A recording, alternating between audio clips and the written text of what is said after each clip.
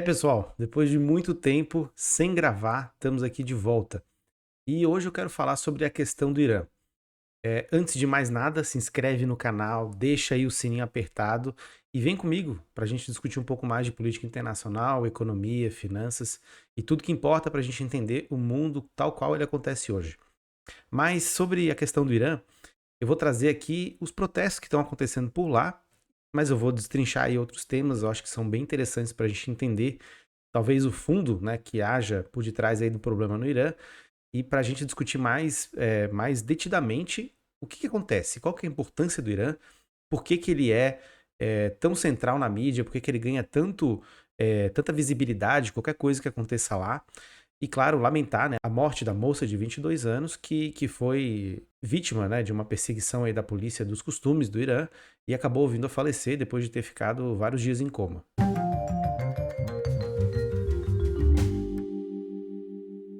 Olá, meu nome é Bruno Hemming, eu sou economista e eu sou analista de política internacional. Vocês perceberam, eu andei sumido, né? Eu não pude fazer vídeos aí por algumas semanas e isso é totalmente justificado, né? Eu tive bastantes contratempos aí relacionados, primeiro a trabalho, né? Que é uma prioridade, e depois a tese também, que é uma outra prioridade muito grande que sempre teve aí na minha vida, né? Os estudos acadêmicos, fiz mestrado, fiz agora doutorado, né? Estou finalizando o doutorado.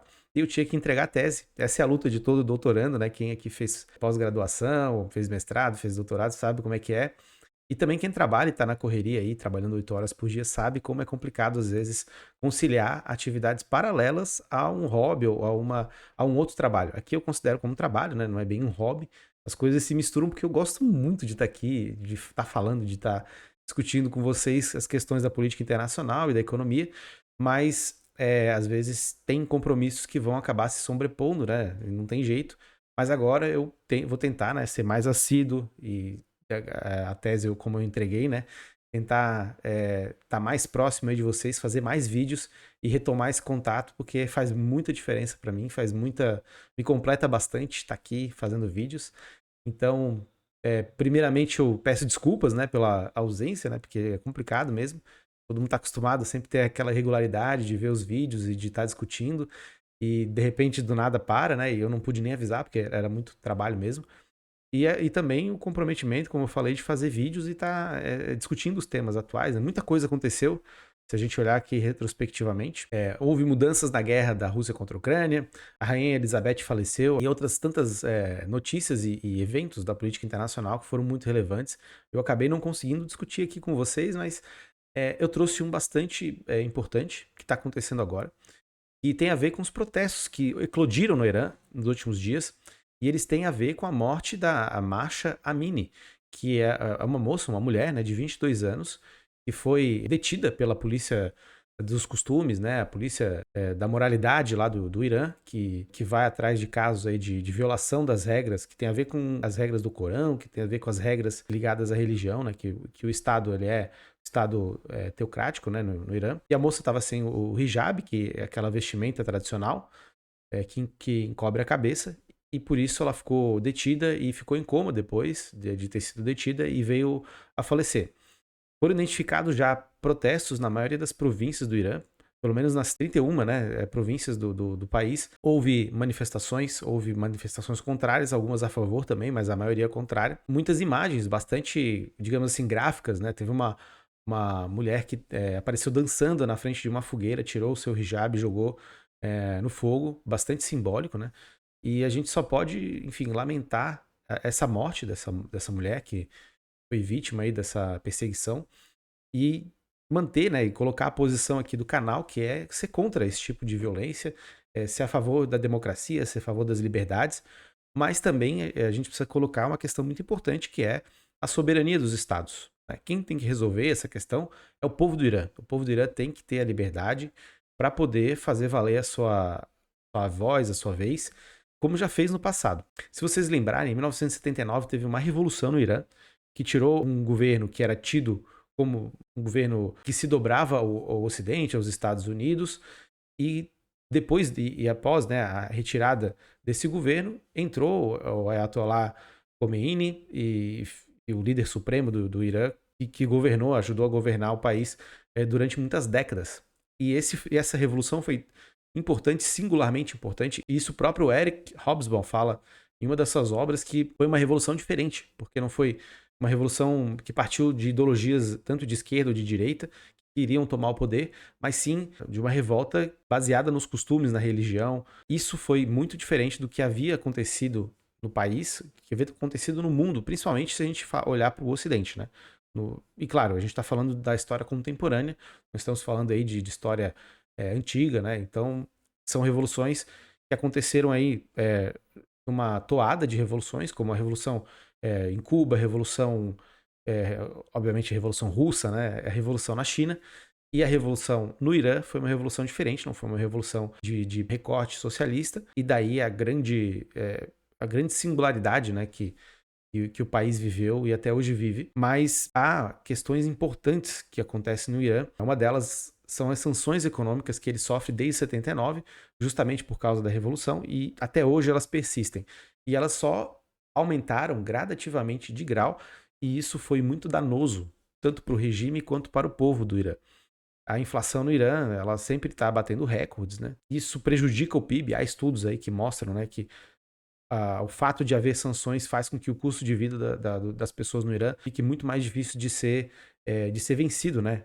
As linhas de pobreza, às vezes, elas ficam muito mais tênues, né, entre as classes sociais que existem por causa das sanções econômicas que tornam tudo que vem de fora mais caro. Mas qual que é a questão aqui que eu vou colocar? Bom, a gente tem esse regime, né, que ele está, querendo ou não, buscando seu espaço ali na região como um ator importante, um player importante. Isso a gente já vê há alguns anos. Em 2015, houve uma tentativa de acordo nuclear, inclusive que o Brasil tentou fazer parte como um mediador, como um ator mais, entre aspas, neutro, né, nessa situação, que foi o Acordo de Teherã. Ele foi, claro, daí a participação do Brasil foi relativizada depois, né? Mas foi um acordo que veio a ter um resultado, mas um resultado muito inexpressivo. Foi ao apagar das luzes do governo Obama. E quando o Trump entrou, ele já veio tirando, né, qualquer tipo de possibilidade de acordo. E mais à frente até foi costurado um acordo entre Arábia Saudita e Israel, que ambos não são aliados, né, historicamente não são aliados, mas Estados Unidos é aliado histórico da Arábia Saudita e de Israel, mas tiveram nos acordos abraâmicos que o Trump costurou um chão de igualdade, um chão de similaridade para fazer frente ao governo de Teherã. E o governo de Teherã tenta, de certa forma, fazer com que as suas pretensões políticas na região sejam ouvidas e que ele consiga fazer as políticas com a questão da política energética, que ele coloca como uma política energética relacionada ao enriquecimento de urânio. Claro, como vocês sabem, o urânio pode ser enriquecido e a um certo nível ele é enriquecido para uso em termoelétricas movidas a energia nuclear. E quando isso se escala, né, isso pode ser evoluir para um grau de ser usado para armamento nuclear. E a preocupação dos Estados Unidos, né, como é a preocupação de muitos países, é que que armas possam ser construídas e que isso vire armas na mão de atores regionais, como o Hezbollah do Líbano, ou o Hamas, que é da Palestina, que defende a causa palestina, ou seja, que é contra Israel, que é o aliado dos Estados Unidos. Isso caindo na mão desses países, isso seria um problema muito grande. Sem contar que mesmo que não caísse, o fato de haver armas nucleares na região, tal qual a região se encontra agora, né, com uma disputa muito grande, que eu vou falar ao longo do vídeo, faz com que seja um problema muito grave para os Estados Unidos. Um problema muito grave de alterar a balança de poder na região, de colocar mais um ator que não tem um alinhamento programático com os Estados Unidos e por isso seria uma concorrência em termos de aumento de rivalidade na região muito grande. Bom, o que está posto é que tentou-se, né, agora com o governo Biden, revisitar esse acordo nuclear, reconstruir bases, né, para que esse acordo nuclear seja mantido, que as sanções econômicas que assolam o Irã sejam diminuídas, mas não se chegou a um denominador comum. Por quê? De um lado, os Estados Unidos quer que o Irã seja transparente e límpido na sua toada de fazer enriquecimento de urânio, que abra as portas para qualquer tipo de vigilância internacional. E o Irã, por sua vez, além de ser reticente em relação a isso, ele diz que não quer que outro presidente eleito reverta todo esse acordo e o esforço seja perdido. Então, isso foi posto de lado, né? Uma pausa foi dada muito grande nesses acordos, que são essa tentativa mais recente, no caso, né? E criou-se um impasse, de fato, né? Há um impasse aqui, e cada um jogando a responsabilidade para o outro lado, e não se chega a um final, né? Não se chega a um desfecho que seria positivo para a região, positivo em termos de paz, né? De uma perspectiva de paz, e de os Estados Unidos trazer para ele também, né? Tentar trazer, de alguma forma, uma simpatia de Teherã, porque ele vê com maus olhos a presença da China na região. E aqui é um ponto importantíssimo. A gente está vendo que existem atores na região que estão se alinhando cada vez mais à China, em termos comerciais, porque a China tem a oferecer isso. Ela tem lá, como eu costumo falar aqui nos vídeos, né, a Belt and Road Initiative, que é a nova Rota da Seda, que revisita, né, um trajeto comercial, claro, agora muito mais expandido em função da globalização, mas revisita esse projeto de expansão comercial da China que é milenar, a um nível de investimentos em infraestrutura, até em tecnologia, né, mas com acordos comerciais, com o uso da moeda chinesa. Então, a gente está falando de uma presença chinesa no mundo e numa região que é sensível, uma região que tem petróleo, bastante petróleo, tem atores importantes na região, né, do Oriente Médio, a gente está falando ali, mas que vai interconectar a parte do norte da África, né, a Ásia Central, atores asiáticos, até a Europa também, não geograficamente ali, mas há uma conexão entre os países da região do Oriente Médio com os países europeus, né? Então a gente está falando de algo muito relevante. E a China tem colocado em prática, em pauta, direcionando recursos e investimentos nesses países, inclusive dos países que fazem parte aí dos acordos abraâmicos, como a Arábia Saudita, os países do Emirados Árabes, Catar, enfim, muitos países que fazem parte. Existe uma iniciativa de cooperação aí que não envolve esses países, né, mas que envolve outros países da Ásia Central, como Quirguistão, Cazaquistão, Paquistão, Índia, que são os acordos de cooperação de Xangai. E eles prevêem investimentos econômicos,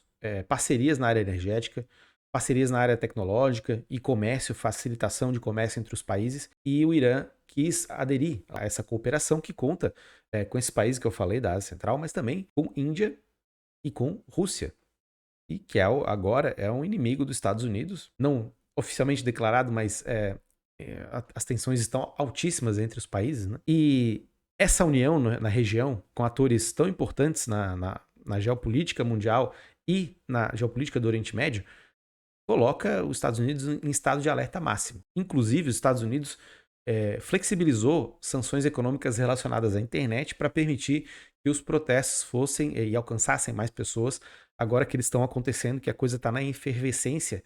Então, isso já liga um sinal de alerta muito grande.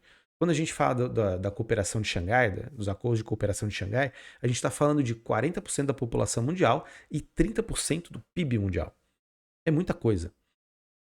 E se a gente levar em conta as iniciativas chinesas e o perfil do investimento chinês, que é de infraestrutura, que é muito mais tecnológico, isso coloca realmente daí não é nem um sinal amarelo, nem um sinal amarelo para os Estados Unidos, é um sinal vermelho. A balança de poder na região pode mudar rapidamente, assim como rapidamente foram se costurando as alianças em virtude da guerra da Rússia contra a Ucrânia. Não estou querendo fazer nenhum tipo de ilação, nem pulos lógicos, né, em relação ao que está acontecendo agora, mas a gente precisa tomar cuidado. Os Estados Unidos têm, sim, uma prática de política externa de intervenção direta. Isso foi feito no Brasil com espionagem, né? O caso do Snowden deixou isso claro. Ele faz em outros países, como faz na Colômbia, aqui na América Latina, em outras regiões do mundo, usando espionagem, serviço secreto, para influenciar diretamente. Também houve interferência direta da Cambridge Analytica na Primavera Árabe, que foi aquela insurgência que diversos países passaram, né, por revoluções populares de contestação dos regimes ditatoriais, teocráticos da região. Isso teve o perfil de influência externa, mostrando que é possível isso acontecer em diversos graus, né? O que está acontecendo agora é para a gente ficar de olho, ficar esperto, ficar ligado, né? Que pode ser uma resposta dos Estados Unidos, né? Mas mesmo que não seja uma coisa arquitetada, com certeza os Estados Unidos vai buscar tirar vantagem para si desse acontecimento. E, de novo, aqui eu reforço, não vou deixar de reforçar a minha contrariedade a isso, a minha crítica, porque nós somos brasileiros, somos parte de um Estado que é democrático, a gente preza pelas liberdades individuais, luta por isso.